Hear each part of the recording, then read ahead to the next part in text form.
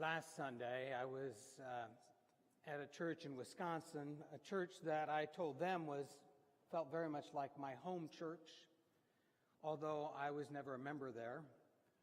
We never lived there, but every time we went home, we went to the church my mom grew up in. And so I was at that church last Sunday. And while I was there, I also remembered another church that I call my home church. This one's in Southern California. It's where our family was attending when I was in middle school. In that sanctuary, up behind the cross up at the top, was a stained glass window of Jesus with the children. I tried to get a picture of that for today. I went to their website and asked them for a copy. They didn't send it, but it's fascinating as I went to their website. Their website says something about their focus and their purpose in ministry that I really believe has influenced me more than I thought. Their website is noisychildrenwelcome.com. Noisy Children Welcome. You know, if I were going to summarize what I think about children and worship, it would be noisy children, welcome. Anyway, they didn't send me a picture, but you know the picture, or you can envision one. It's telling the story that we all know from the Gospels of Jesus, who gathers the children with him, using the children in many ways as a sermon illustration. It's not the text I want to read today, that I want to focus on today, but I do want to remind you what that one says. Jesus sat down, called the 12, and said to them, "Whoever wants to be first must be least of all and servant of all." Jesus reached for a little child, placed him among the 12, and embraced him. Then he said, "Whoever welcomes one of these children in my name welcomes me. And whoever welcomes me isn't actually welcoming me, but rather the one who sent me." In the very next chapter, there's another story of Jesus with the children, and I think sometimes we confuse the two or we conflate the two, trying to make them the same. And it's easy to do. There's some similarities in them.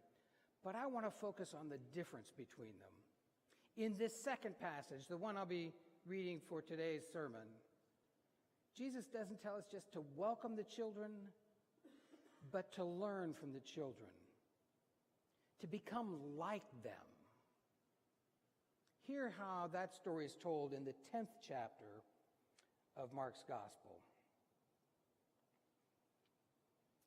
People were bringing children to Jesus so that he would bless them, but the disciples scolded them. When Jesus saw this, he grew angry and said to them, "Allow the children to come to me. Don't forbid them, because God's kingdom belongs to people like these children. I assure you that whoever doesn't welcome God's kingdom like a child will never enter it." Then he hugged the children and blessed them. But this is the word of God for the people of God. Thanks be to God. Amen. Did you hear a subtle difference? It's not just welcoming them, it's learning to see the world the way they see the world. To allow ourselves to welcome God's kingdom the way a child would welcome it. To allow the children to become our teachers. Like I said, I know it's a subtle difference, so I want to make sure we hear what I'm trying to say, that we can learn from children. Now, any parent can tell you we learn from our children. Any teacher can do that. Any grandparent can tell you we learn from our children. That happens all the time. We find ourselves seeing the world the way they see it, by the questions they ask, by the observations they make, by the things they notice. Sometimes we learn from their questions, whether it's the why of the toddler, or the early child who pleads, "Why? Why did my cat wander away? Why did Grandma have to die?" I know for me, the example I use of how I learned from my children's question was when I found myself going to Kuwait, halfway around the world. And my children asked me why I had to go there. And in trying to find a way to answer their question, I learned something about me and my purpose and my mission and my ministry. I learned about my commitment to service. I'm so grateful for those questions that they asked so that I could learn from them. But we also know, and parents can tell you this, that we learn from our children by watching them because they're imitating us. We're learning what they're learning from us. And sometimes we can say, oh, I'm so glad they're doing that. And sometimes we think, oh, maybe I need to change the way I'm living because they're reflecting what I'm doing. We also can notice when children are playing, interracial gatherings with children, we recognize then that there is no prejudice or bigotry from the child's perspective. It's something that we teach them. What a horrible thing we teach them. But our children can teach us if we allow them to. And sometimes those things they teach us come as a surprise. I had a friend of mine who told me how her grandson helped her learn something. It's something that in some level she knew, but the way it happened, she began to see something new in it. You see, her grandson, like a lot of children, sleeps with a stuffed animal, something to snuggle with. After her husband died, this grandchild brought a spare animal along for Grandma. He knew she had no one to snuggle with. And so he brought a gift. Because he knew, he recognized with a sense of empathy and compassion and caring for his grandmother. She tells the story and says, I knew that he knew something that he couldn't put into words. And it reminds me that our actions speak louder than our words.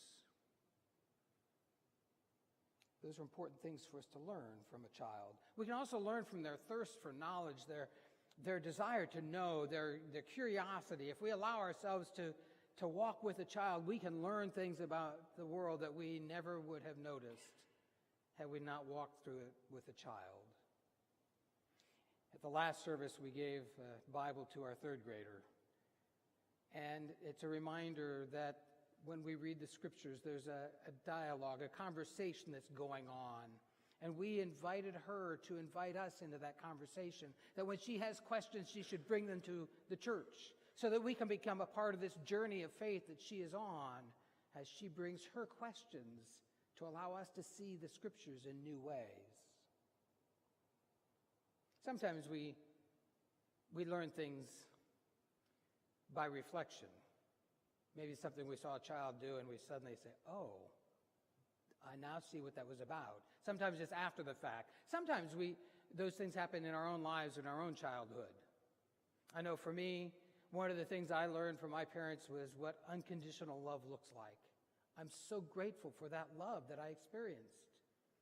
As a parent, I found myself giving that same kind of love, but it was when we had foster children who went back to their parents that we learned something else about that unconditional love. And that is that our children never belong to us. We simply get to walk along with them for a while. Most of the time, our children grow up and they go out and we celebrate that, but there are times when it's a tragic ending and it ends in a different way. And that's when we realize that love is not just unconditional, it's also unending. As I was setting the table for World Communion Sunday, I also remembered setting the table for my mother. At our house, there was always a good meal every evening. There was a variety in the menu. She always provided a variety on the table. I didn't always like what was there, but I always knew it was good for me. And there was always dessert, so it was always worth staying for. As I put the variety of bread around the table, I thought, it's true, that variety is so important for us. My mother taught me that. In a spiritual sense, we need that sense of diversity to be well-rounded, to be healthy, to be whole as individuals and as a church. I also know that as I was thinking about those table time conversations and remembering that as a child, there was always extra food, so we could always invite a friend. And I'm so glad that that sense is a part of our celebration of communion. Everyone is always welcome. We don't turn anyone away. We believe this is a gift that God has given to us. It's a gift of grace. And I know there's some folks in some churches that believe you need to do something, you need to have a commitment to faith, or maybe you need to be old enough to understand it, and so some parents will keep their children away. But we believe, like John Wesley, that the only criteria you need to have here is a willingness to be changed by grace. You know, it's not something we earn or something we can understand, it's something we receive. In that sense, maybe we need to really learn from children, because children typically are more ready to receive a gift than we are as adults. Children can teach us what grace is like as we welcome this gift that God has given to us of all things that God could do. We all know what it's like to be excluded, to be left out, which is why I'm glad for that first story in this gospel, Jesus welcoming the children. It's a reminder that children are not the future of the church, they are the church. It's why I think it's so important for children who are kindergarten and older to be a part of the worship service. Noisy children, welcome. That's who we are. I wish that was our website. World Communion Sunday, I've been celebrating this way for some 30 years now. And most of the time, during the children's time, I invite the children to come and look at the breads. And I know the people in the pews, you don't get to see what I get to see as they look at these breads. Their eyes get big. Ooh, wow. I want to taste that one. Ooh, no, I want to taste that one. Oh, no, I want that one. That sense of delight reminds me of the psalmist who says, taste and see that the Lord is good. We need to learn from the children that things God gives are good. It's kind of like the story I know many of you have heard about the little boy who was praying for a special gift for his birthday. He prayed, and his friends all said, oh, God doesn't hear your prayers. God's not going to answer that. And he kept praying. And sure enough, the morning of his birthday, there was a big pile of horse manure in his front yard. And his friend said, see, God doesn't answer prayer. And he said, oh, yes, he does. Somewhere there's a pony.